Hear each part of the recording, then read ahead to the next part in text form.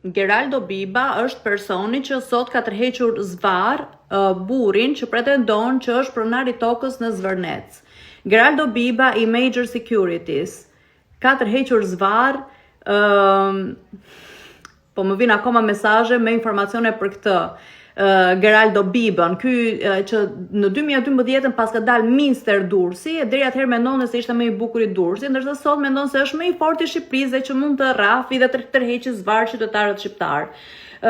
Me sa pash në faqen e këtyre, sepse normalisht më bën blok, sepse I kam ekspozuar dhe në Instagram, me numër telefoni, gjithsesi Google është free, mund të veni dhe të gjeni të gjitha informacionet e Major Security aty.